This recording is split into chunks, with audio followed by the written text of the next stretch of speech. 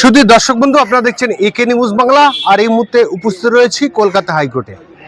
বেশ কিছুদিন আগে দেখেছিলাম একটা সর্বভারতীয় নিউজ চ্যানেলে, সেই জায়গায় বলা হচ্ছিল যে রাজ্যে 55% মানুষ মনে করেন যে বিজেপি এবং তৃণমূলের সেটিং রয়েছে। বিধানসভা নির্বাচনের পর মমতা ব্যানার্জি সরকার পড়ে গিয়েছে, সরকারে এসছে বিজেপি। সেই সেটিং কি থাকবে? ইতিমধ্যেই দেখা যাচ্ছে যে রাজ্যের দমকল মন্ত্রী সুজিত বসুকে গ্রেপ্তার করেছে। এই সুজিত বসু কি তাহলে শুরু হলো? এরপরে কি আরো বড় বড় মাথা গ্রেপ্তার হতে পারে? না রাজ্যের 55% মানুষ যে কথা বলেছেন যে তৃণমূল এবং বিজেপির যে শেডিং আছে, সেই শেডিং কি অব্যাহত থাকবে? এই প্রসঙ্গে আলোচনা করব। আমাদের সঙ্গে রয়েছেন কলকাতা হাইকোর্টের বিশিষ্ট আইনজীবী রাহুল দাস মহাশয়। তৃণমূল হয়ে যাওয়ার পরেই তার ঋজু দত্ত থেকে যারা টিভিতে মুখপাত্র ছিল তারা সবাই মুখ খুলছে। এমনকি কল্যাণ বন্দ্যোপাধ্যায় বললেন যে এই হারার দায় পুরো একদম আইপ্যাক আর অভিষেক ব্যানার্জি। তাহলে ওনারা কি একদিন ঘাস কাটছিল? দেখুন, দলের ইন্টারনাল ম্যাটার, পুরো দলের আপাদমস্তক দুর্নীতিগ্রস্ত। এবার সেই জায়গায় দাঁড়িয়ে এখন যারা মুখ খুলছেন, তারা এতদিন প্রথম কথা মুখ খোলেননি, ততদিন মুখ খোলেননি যতদিন তারা শাসকে ছিল। এই দল তৃণমূল শাসককে কাজে লাগিয়ে যে দল টিকিয়ে রেখেছিল, আমি এর আগেও বলেছিলাম, যখন ক্ষমতায় অন্য দল মানে বিজেপি আসেনি, তখনও আমি বলেছিলাম তৃণমূল যে পুলিশকে সামনে রেখে যে দলটা চালাচ্ছে, পুলিশ বা ক্ষমতা চলে গেলে এই দলের অস্তিত্ব 2 মিনিটও থাকবে না। আজকে তাই হয়েছে। ধীরে ধীরে দেখবেন যে এখন আরও অনেক রথী মহারথী ঢোকা বাকি।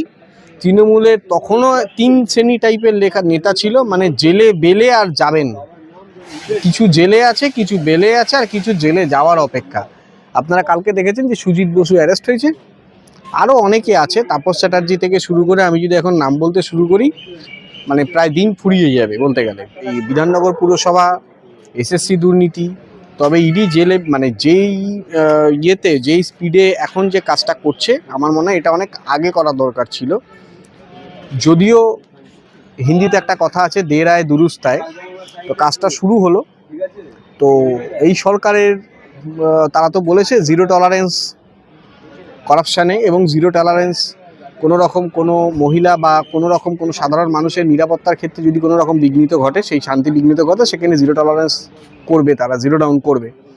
তো সেটা যদি হয় এবং তাদের মন্ত্রকের যা সিদ্ধান্ত সেটা যদি হয়, সেটা যদি ঠিক হয়, তাহলে মানুষ আশাবাদী, কেন মানুষ অনেক আশা নিয়েই বিজেপিকে ক্ষমতায় এনেছে। তো সেই জায়গায় দাঁড়িয়ে দেখার অপেক্ষা কতটা তারা কাজ করতে পারে। আপনি বললেন যে ইডি এতদিন আগে সক্রিয় আগে হওয়ার কথা ছিল, কিন্তু কি তৃণমূলকে দেখে কোনো শক্তি, তৃণমূল শাসক ছিল কি ভয় পাচ্ছিল ইডি?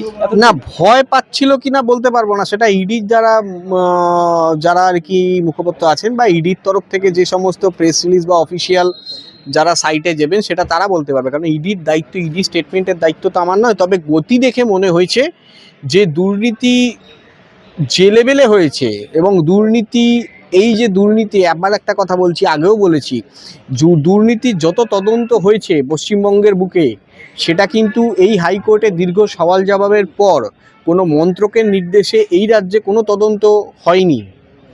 এই তদন্ত হয়েছে কোর্টে দীর্ঘ সওয়াল জবাবের পর, দীর্ঘ মানে লড়াইয়ের পর কোর্টে, এবং তার রায়ের ভিত্তিতে এই তদন্ত হয়েছে, এবং এই তদন্ত তো চলছে, অনগোয়িং প্রসেস। তারা মনে করেছে এই মুহূর্তে সুজিত বসুকে দরকার আছে, তারা ডেকেছিল, তারা বক্তব্য অসঙ্গতি পেয়েছে, 10 ঘন্টা জেরা করেছে, এবং আমার বক্তব্য হচ্ছে এই জেরাটা আগে করা উচিত ছিল। আমার মনে হয় সেটা করলে ভালো হতো, কারণ এই রহস্যের উন্মোচনটা আগে হতো, যে এখন এই নিয়োগ দুর্নীতি বা এই দমদম পৌরসভা বা বিধাননগর পৌরসভায় যে চাকরি দুর্নীতি, সেই চাকরি দুর্নীতিটার এখন যে পর্দাফাশ হচ্ছে, হয়তো কোনো কারণে অদৃশ্য কোনো হাত ইডিকে আটকে রেখেছিল, হয়তো যার জন্য হয়তো তদন্ত কিছুটা সাময়িক থমকে গেছিল, তারপর আবার তদন্ত গতি পেয়েছে।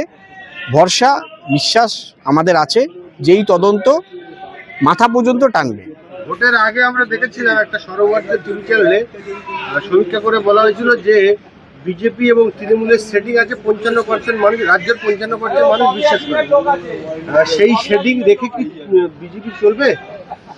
কি মনে হয় আপনার? দেখুন, সব থেকে বড় কথা হচ্ছে এইবার যে ভোটটা হয়েছে সেটাতে কোনো সেটিংয়ের ব্যাপার হয়নি।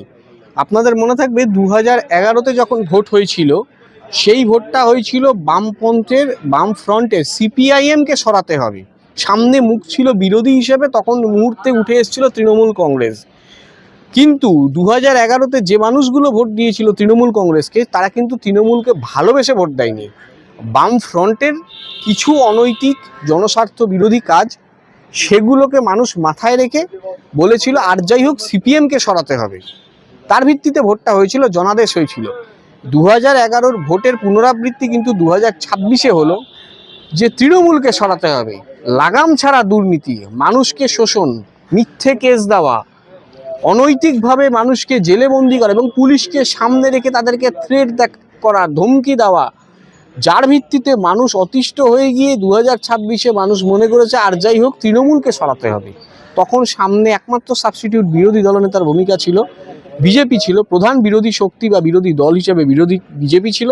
তার ভিত্তিতে মানুষ বিজেপিকে ক্ষমতায় এনেছে। এবার বিজেপির মানে কাজ, সে যদি মনে করে যে আমি টিকে থাকবো, তাহলে সে সরকারে যে সমস্ত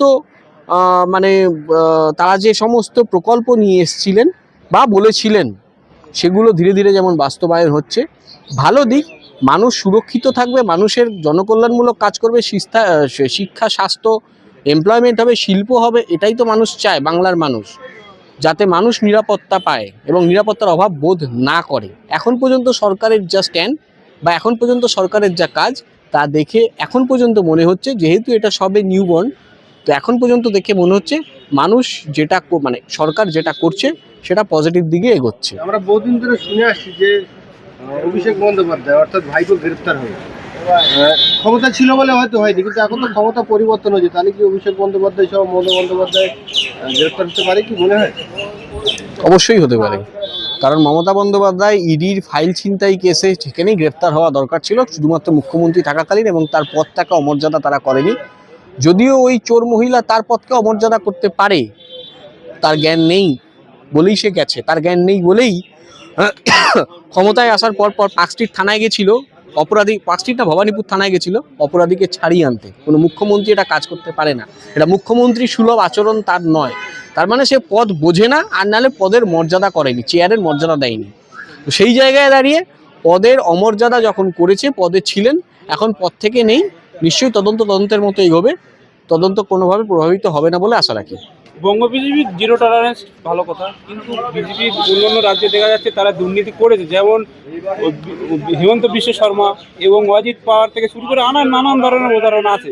তাদেরকে নিয়ে নিতে তারা প্রভাব করেছে, তারা বিজেপি নিয়ে নিয়ে তাদের বড় বড় পদও দিয়েছে, মুখ্যমন্ত্রী করেছে হিমন্ত বিশ্ব শর্মা। আমাদের বঙ্গ কি এরকম হবে, প্রভাব খাটিয়ে ফের বিজেপি চলে যাবে, তারা আবার পদ পাবে?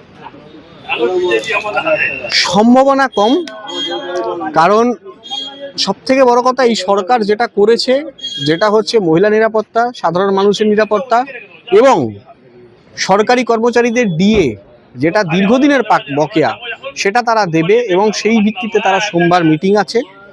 এবং আয়ুষ্মান ভারত স্বাস্থ্য পরিষেবা উন্নত করার জন্য যেটা চালু করার কথা সেটা বলেছে। তো আমার মনে হয় না বিজেপি প্রথমবার পশ্চিমবঙ্গে সরকারে এসে, স্বাধীন ভারতের পর স্বাধীন ভারতে পশ্চিমবঙ্গে কোনোদিন বিজেপি আসেনি। তো সেই জায়গায় ক্ষমতায় এসে ক্ষমতাচ্যুত হওয়ার জন্য এমন কাজ করবে না যেটা থেকে তারা ক্ষমতাচ্যুত হন। তারা জনমুখী প্রকল্প নিয়ে এসছে এবং জনমুখী প্রকল্প বাস্তবায়নও করছে। তো সেই জায়গায় দাঁড়িয়ে সম্ভাবনা প্রবল যে এই সরকার মানুষের কাজ করবে।